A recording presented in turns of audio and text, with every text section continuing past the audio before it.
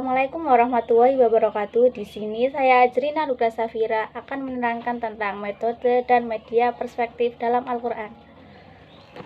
Dan teknologi semakin mendorong upaya-upaya pembaruan dalam pemanfaatan hasil-hasil teknologi dalam proses belajar dan tidak tertutup kemungkinan bahwa media harus disesuaikan dengan perkembangan dan tuntutan zaman sekarang ini. Karena dukungan media yang tepat, tujuan dan pembelajaran dapat tercapai dengan baik pula. Oleh karena itu, sebuah media pembelajaran akan mempengaruhi sampai tidaknya suatu informasi secara lengkap dan tepat sasaran, serta mempengaruhi hasil akhir dari proses pembelajaran tersebut. Pada zaman Nabi Shallallahu Alaihi Wasallam, sebenarnya media pembelajaran itu sendiri sudah ada dan sudah diaplikasikan oleh Rasulullah Shallallahu Alaihi Wasallam. Beliau dalam mengajarkan ilmu pengetahuan kepada sahabat-sahabatnya tidak lepas dari adanya media sebagai sarana penyampaian materi ajaran agama Islam. Belajar adalah suatu proses yang kompleks terjadi pada diri setiap orang sepanjang hidupnya. Proses belajar itu terjadi karena adanya interaksi antara seseorang dan lingkungannya. Oleh karena itu, belajar dapat terjadi kapan saja dan di mana saja. Salah satu pertanda bahwa seseorang itu telah belajar adalah adanya perubahan pada tingkah laku pada diri orang itu, mungkin disebabkan oleh terjadinya perubahan pada tingkat pengetahuan, keterampilan, atau sikapnya.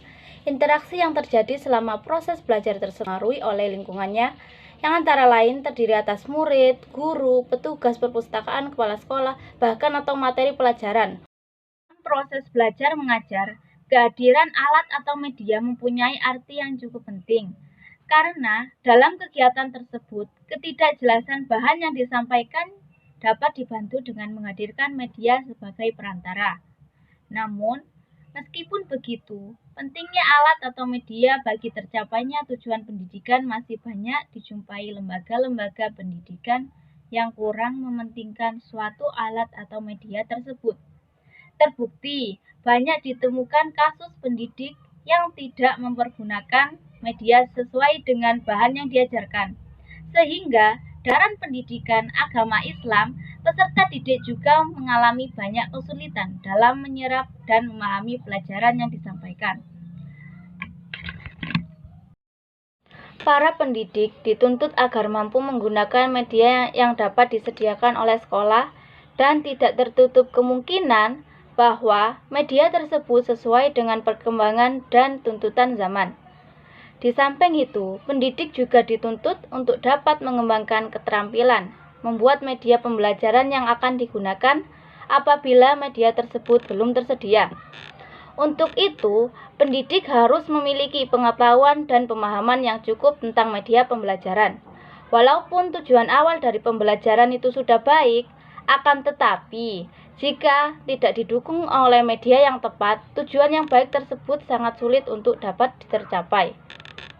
Sebuah media dalam pembelajaran akan dipengaruhi informasi secara lengkap dan tepat sasaran, serta mempengaruhi hasil akhir dari proses pembelajaran tersebut.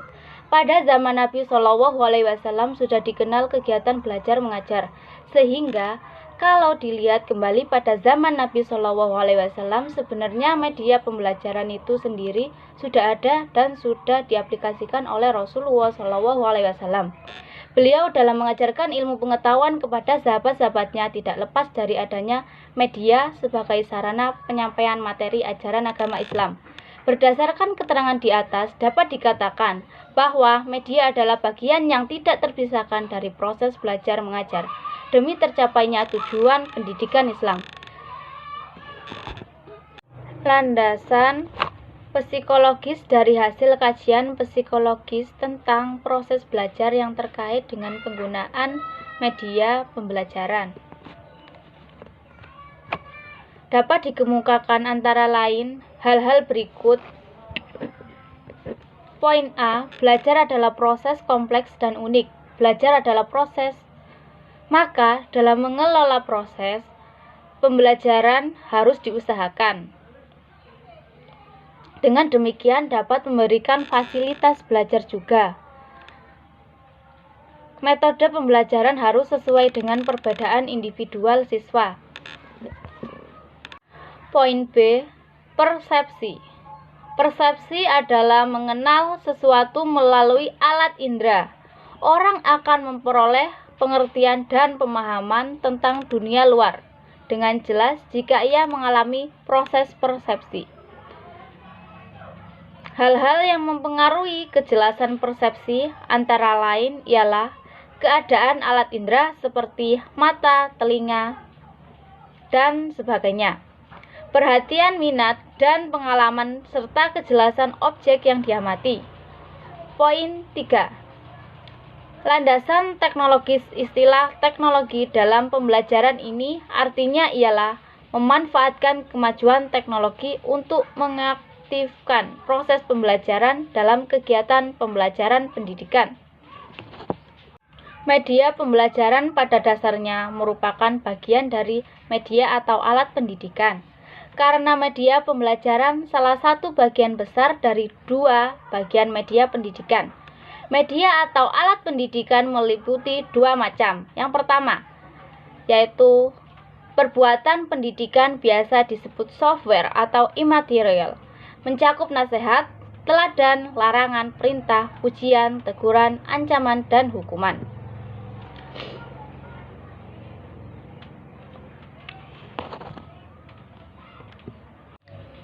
Sekian dari saya, kurang lebihnya mohon maaf. Wassalamualaikum warahmatullahi wabarakatuh.